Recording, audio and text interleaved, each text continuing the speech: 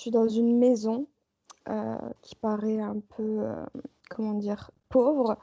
C'est une Mhm. maison blanche. Ça ressemble comme en Espagne, les paysages. D'accord. J'ai un gros pot à côté de moi avec plein de plantes. Mhm. Donc, il y a une utilisation des plantes médicinales. Je vois des gens qui viennent toquer à la porte. D'accord. Ok. Et Quel est ton prénom dans cette villa? Pedro, Pedro. Pedro, c'est à quelle époque? 1810. 1810. En Espagne, tu penses, hein? Oui. En Espagne. Oui, tu peux me décrire ce que tu vois d'autre?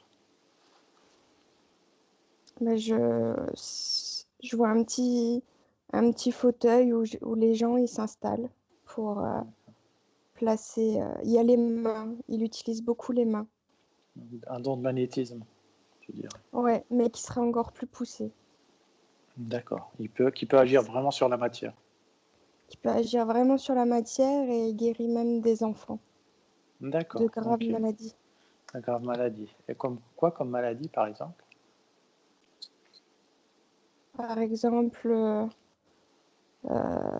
des rubéoles, hépatite, D'accord. euh, Hépatite. même la cancer, je dirais, de notre époque, mais là, à leur époque, ils Ouais. appelaient pas vraiment ça un cancer. Ils appelaient ça comment à l'époque? Une maladie qui se développe, ça me dit ça. Mais Maladie qui se développe. Ok, ça va. rapidement. Qui se développe rapidement. En fait, c'était en fonction de l'endroit, par exemple, maladie du foie.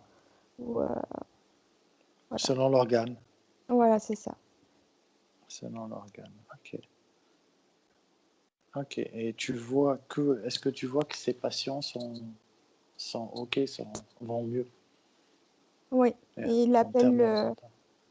il l'appelle, il l'appelle le Dieu. D'accord. Ok. Donc, tu vois qu'il a des bons résultats. Oui, Ok.